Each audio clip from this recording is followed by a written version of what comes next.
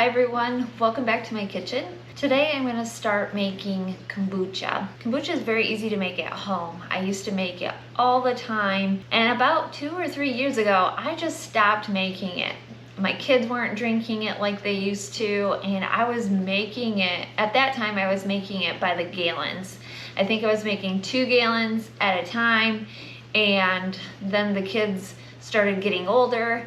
They weren't even home all the time. They weren't drinking it as much as they used to, and it just kind of fizzled away. And now I've been wanting to make it again, but I don't have a SCOBY anymore. The SCOBY is needed in order to make kombucha. So we first have to make a SCOBY. If you have friends that make kombucha, you can usually get one from a friend because they reproduce very easily. Today I've decided I'm gonna start making the SCOBY because my daughter also wants to learn how to make kombucha. So it's very simple. It just takes a little bit of time. And I'm gonna show you how I do this. First of all, you're just gonna need 1 cup of water. And I'm gonna put this on the stove and get it to a boil. While that's coming up to a boil, I'm gonna talk about what else we need. Kombucha is pretty much a fermented tea. In order to make a SCOBY, you need a few ingredients. The main one that you're gonna need is some kombucha. So I went to the store. Actually, I went to several stores to find some raw, unflavored kombucha, which was impossible to find. So we're going to try it. I've never made it with flavored kombucha, but we're gonna give it a try using flavored kombucha. Now I know that when you're making kombucha, you don't want to use flavored because it weakens the SCOBY. Let me tell you what a SCOBY is. A SCOBY is a symbiotic culture of bacteria and yeast, and that's actually what the SCOBY letters actually mean. That's why you have the term SCOBY. SCOBY is like the mother in apple cider vinegar, or it's like the starter in your sourdough starter, or the starter in your yogurt. Everything needs a mother culture in order to ferment. So that is what a SCOBY is. It's the mother culture. Using flavored kombucha may, over time, weaken your mother culture, your SCOBY. It loves and thrives off of sweet tea, which is what we're making. We're making a fermented sweet tea. That's pretty much what kombucha is. You can flavor that sweet tea with a second fermentation. I can get into that at another time. We're making a sweet tea that is fermented and that is filled with lots of probiotics. Great for your gut health, great for your overall health. So I have my 1 cup of water that is almost boiling, and then I have 2 tea bags. I like to use organic tea if possible, just because why not? I also have a tablespoon of organic sugar cane. You don't have to use organic, but since you're making it at home, you're making your first SCOBY, why not use the best? So I have 2 tea bags, and you can use loose leaf tea as well. My water is boiling, so I'm just gonna add the tea bags and shut the burner right off. I'm just gonna let it cool off to about room temperature. Now you can't add the hot tea to raw kombucha. You're just gonna kill it and it won't produce anything. Anything over 100 degrees can kill the cultures in kombucha. So you want to make sure that you get this tea, gets to about room temperature. It can be kind of warm. I almost forgot, but at this time we also have to add the raw sugar. I'm going to add this to the tea as well so that it starts to dissolve. Now everything that I've used, I have all my utensils and everything that I have used today have all been cleaned and disinfected with vinegar. And I do that because you don't want to introduce any unknown or strange bacteria to your kombucha. That can always lead to problems down the road. While that's cooling, find yourself a jar. You're gonna want at least a quart-sized jar. I just came up with this jar, which is just a bit bigger than quart size. We're gonna be adding 16 ounces of already prepared kombucha. It has to be able to hold at least 3 cups, and a quart-sized jar will hold that. You're also gonna need some type of cloth. And this here is just like an organic cheesecloth that I have several layers. I have several layers of.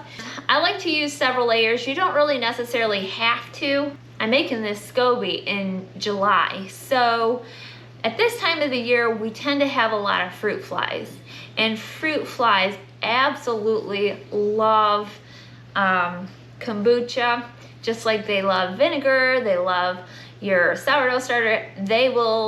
They'll try to get in. So in order to keep them out, I have several layers of this, and then I'm going to attach it with a rubber band, just like this. My strong sweet tea has cooled to room temperature and it's ready to be used. I have clean hands. I'm gonna remove the tea bags and discard of those because we don't need those anymore. So I just like to squeeze all the tea right out of the tea bag. I'm gonna pour this mixture right into my clean jar. And then we're gonna add this kombucha. You wanna make sure that you're using raw kombucha. It has probiotics already in it. It's raw, it's ready to go. It doesn't have any additive. I've checked to make sure there's no coloring or anything added to this, but there is fruit. So we're just gonna try. This is a ginger berry. I tried to do something with a more natural flavor that my family wouldn't mind. Hopefully the flavor of this isn't gonna come through into the SCOBY too much. We're gonna add this right to the tea, the whole thing, all 16 ounces. We're gonna take our clean wooden spoon. I like to use wooden utensils. You can use plastic, but stay away from anything metallic, anything that's made out of metal.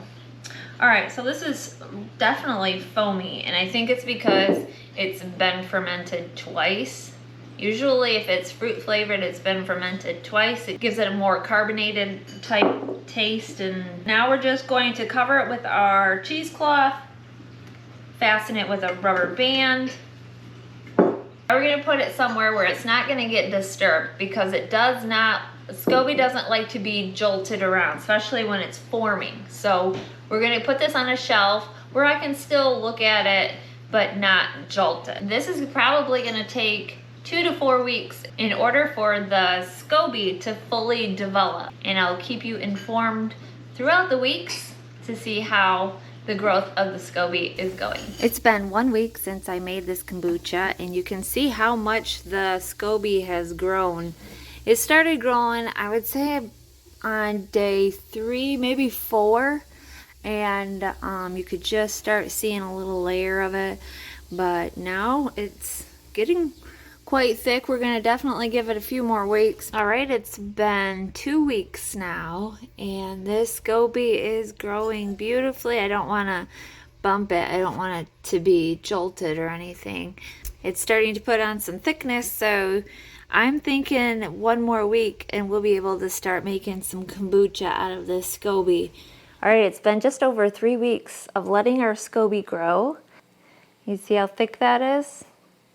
So at this point, it's thick enough. You want it to be at least 1/4 of an inch thick. It's thick enough to start making our first batch of kombucha to drink. So I'm gonna walk through the steps of making kombucha, at least the first batch of kombucha after you've made your SCOBY. Right now on my stove in a saucepan, I have 1 quart of water, or 4 cups of water, and that's heating and it's coming up to a boil. Once that comes up to boil, then I'm going to put my tea bags in. So let's go over to the stove. So our water is starting to boil, as you can see, and I have 4 tea bags. Now that it's boiling, I'm going to just add these and shut the heat off. Okay, at this point we also need to add our sugar. I almost forgot the important part. I also have some cane sugar here, and it's 1/2 cup. So we're going to add that right to our tea. Stir that to dissolve. Most people would probably put the tea in after the sugar, but it'll be okay. Just let this steep for about 7-10 minutes, and then I'll bring you back. The tea has been steeping for probably about 15 minutes, went a little bit longer, but that's okay. I'm gonna remove these tea bags now. I like to squeeze out all the tea So this is 4 cups, and I have 4 more cups of ice water. And this is how I make it faster than waiting for this tea to cool completely to room temperature before adding my SCOBY. So I like to make my tea with half of the water and then add the other half of ice water. So this is 4 more cups. I'm making a ½ gallon today. And this should bring it to a pretty comfortable temperature. If it still feels a little bit warm, you can let it cool. Anything over 100 is going to be too warm for your SCOBY, and you do not want to kill your SCOBY. So this is making a ½ gallon, and I have a 1 gallon jar here. It's like a pickle jar that no longer smells like dill pickles. That I'm going to use. We're just going to transfer the tea into my jar without making a mess. Hopefully this pours nicely. One thing I forgot to mention is if you have a sensitivity to caffeine or you're trying to avoid caffeine altogether, you can make it with black tea, green tea, white tea. I would stay away from the herbal teas or any tea that has oil in it. All right, so now is the time to scoop out our little SCOBY friend. We're gonna remove it from this jar. I'm going to reserve a ½ cup of this kombucha, and we're going to place it inside our jar. We're going to remove this SCOBY, and I've got a wooden spoon here, and it's best to use a wooden or even a plastic utensil, staying away from the metal utensils. It's a nice strong SCOBY. Remember when you're handling it, make sure your hands are super clean too. And a lot of times you're going to see that the bottom, the top will be smooth, but the bottom will have like weird, it'll look weird and sometimes stringy and all that, which is perfectly normal. So don't be afraid of that. And this kombucha, this would be pretty strong. I don't think I could drink it because it is 3 weeks old. And it smells very vinegary. You can just discard this, put it in your compost, or feed it to your chickens or whatever. I'm gonna actually just use my hands here again. And we're gonna pour the kombucha in, the started kombucha. Pour that right in. And then we're just I'm gonna give that a little stir. Even though the SCOBY is not circular to the size of this jar, it will become that way. And now we're just going to cover it with our cheesecloth, secure it with a rubber band, and we're going to put this in a dark place out of sunlight, and we're going to leave it there for about a week. Sometimes it won't take a whole week, sometimes it will only take 5 days, just depends on the temperature of your room. Well, it's been 1 week since we last made this kombucha, and it's now time to make another batch. So I already have my water boiled, the sugar in the water, the tea bags are steeping, and while that's doing that, I'm going to show you how I second ferment. I always like to do a second ferment with fruit, but also it helps the flavor. At this point, you can drink this right away. It's ready to go. But I just go one more step and second ferment it, which takes about another 2 to 3 days, depending on the temperature of your home. I have a clean bowl here, and with very clean hands, we're going to remove the SCOBY, which made another SCOBY. So this is a brand new one, and eventually, with every batch, you get a brand new one. So eventually, you can start peeling them apart. These two aren't even stuck together. A lot of the times they're stuck together. And this is the first one. So then this is the second one, which took the shape of my round container. And then I'm going to reserve probably about ½ cup to 2/3 cup of kombucha. And we're just going to pour that and set this aside. All right, so now I have a few jars here, and you can use whatever kind of jars you want. I'm going to be just using mason jars, and we're going to fill these up, not all the way full because I want to add some fruit here. So leave a little room for fruit. Now this is the point where you can start adding whatever flavors you enjoy. One of my favorite is a homemade grape juice. You just put, I don't know, I don't even measure, so I don't even know how much grape juice you would add, but at least a quarter of a cup, I would say. Today I'm going to be using some freeze-dried strawberries. These are freeze-dried, so a little light and airy, but they will reconstitute. I'm going to put probably, well, you get 1, 2, 4 or 5 strawberries per jar.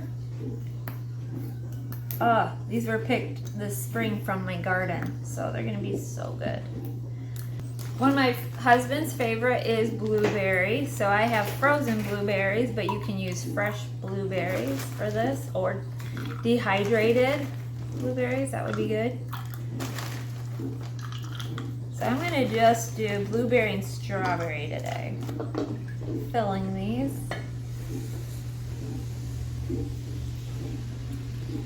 After about 2 to 3 days, this is ready to drink. And if you don't do a second ferment, put it in some jars and put it in the refrigerator and use it as you want. After 2 or 3 days, this is ready to consume. So you can either keep the fruit in it or strain the fruit off. I usually strain it off. If you're using a fruit juice, of course you don't have to.